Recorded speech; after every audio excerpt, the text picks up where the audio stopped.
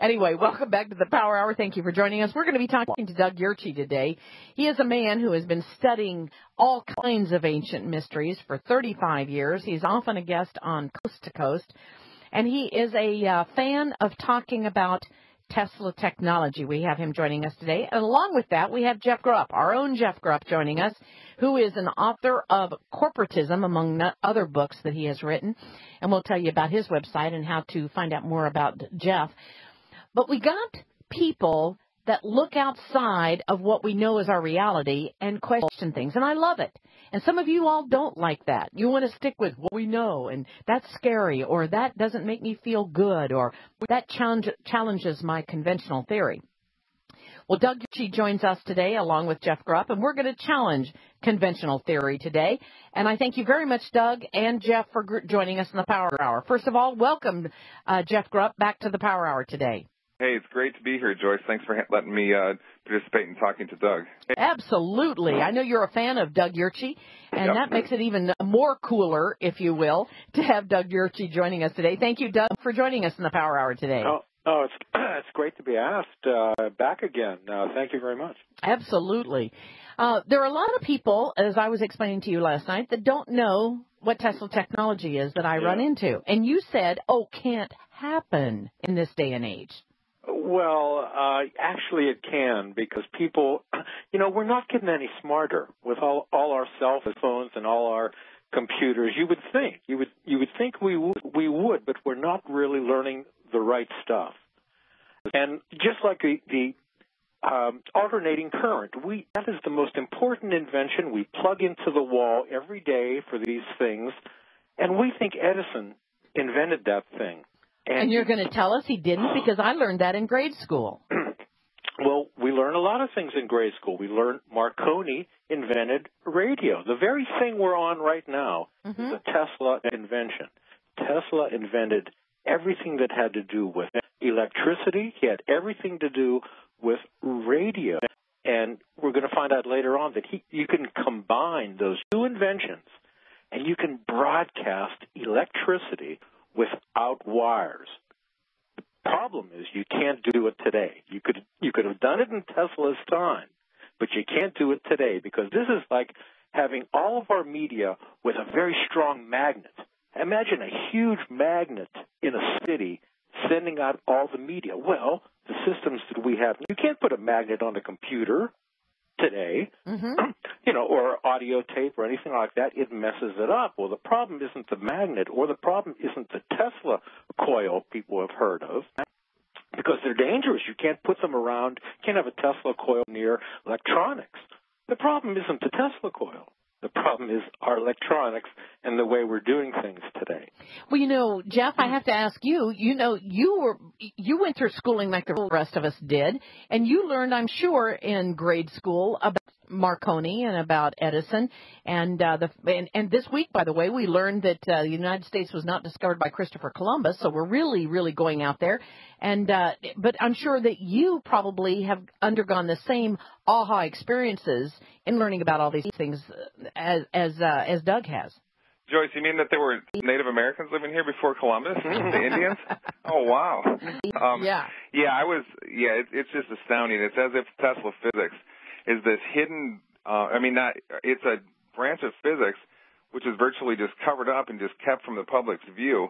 I was an astrophysics student at Michigan State University when I first started college, and I went through 3 years of that program, and we never even heard Tesla's name. I had to study him on my own, and the professors didn't know much about him, and acted as if it was some sort of a crackpot or something. So it's pretty amazing how all this information can be just covered up. Yeah, and let me ask you, what is astrophysics for us? I don't know what astrophysics is. Well, that's just the study of astronomy, sort of a more technical study of astronomy. It's mixed with, quantum physics and electromagnetism and so forth. Just because most of astronomy is based on observation and graphing and so forth, astrophysics gets more into the cosmology of it all and so forth. So, there's a whole lot of things to do with Tesla right there. Tesla's whole ether physics, which was replaced, of course, by Einstein's, well, in my opinion, ridiculous concept of space-time, which is really somewhat contradictory. I know we're supposed to think, bow down to Einstein and worship him and think that he's the greatest person that ever lived, as told on the Discovery Channel and so forth. But really, Tesla was onto many of these things before Einstein, and Einstein's work was really just a degrading of many of the concepts that Tesla Interesting. Well, let me go back to Doug. Doug, what was your epiphany? When did you start to challenge the prevailing facts that we learn in grade school? Well, I think when I had a realization. I'm going to talk later a little bit about Atlantis, because I believe the ancients had the right way of doing things and the best technology, the ultimate technology, and we don't give them credit. We think they're primitives. I have a whole realization that Tesla is the answer to Atlantis, and actually this pattern, this grid pattern around the world. Because what I did is I realized, what if Tesla succeeded? And I'm going to tell you, with these power towers, how everything could be wireless today. And I'm thinking, this is so incredible. Oh my goodness! I believe the ancients had this. So I had a realization when I saw all what they could do that we can't do today. We can't move those stones, the great weights that they move today, and I realized that, oh my God, they had anti-gravity. They had all these things that Tesla. Actually, the realization was when I realized that Tesla, he built this huge tower in New York, and that was only going to be the first tower. There were going to be 8 other power towers, and this would have completely electrified the entire planet. You could have power from the bottom of the ocean to the ionosphere. There would just be, just like we receive radio and television right now, we could get electricity to power cities. But the problem is, everything is done the wrong way now. I can tell you right now why Tesla is unheard of and is such a secret, because we can't develop it. If someone right now recreated Tesla's experiment, just even on a small scale, instead of building a 200-foot tower, maybe a 50-foot tower, and put it in a city, there would be, we would hear right now, we would hear static, we would see lines on our television. It would disrupt. Really? All right, well then explain to us, what is the definition of Tesla technology? Well, Tesla technology is something we can't have today. Everything would have to come down. It interferes with the technology that we have today. But in Tesla's time, this was virgin territory. You see, okay, there's energy in nature that moves a compass needle. If we were very smart, we could tap into that, magnify that energy flow, and use it. Tesla's tower was called a magnifying transmitter.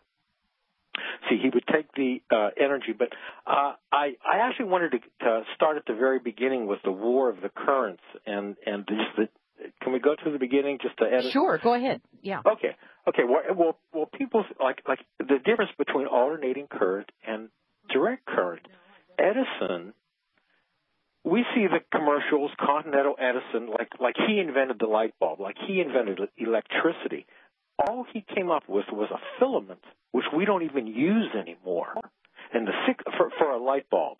And the 60 cycles that a light bulb uses, Tesla set, and the entire system is alternating current. Edison killed animals, saying, "Don't go with the alternating current. Look how dangerous it is." So he gave demonstrations. Well, of course. Well, we play with electricity every day, and we have to handle it right. We can't be in water and, or put a knife in a toaster. Of course it's dangerous. But he was saying, people, don't go with AC current, because Edison had invented DC. Now, in school, I don't know if you've played with dry cell batteries. Right. Where the line is only a foot or two. Well, the DC, direct current, is fine for a foot or two. Then it burns through the wire. You can't have cities running on this because it burns through the wire. But if the signal can alternate, positive, minus positive, electrical signal through the wire can alternate, then it's safe. Then you can wrap the entire planet.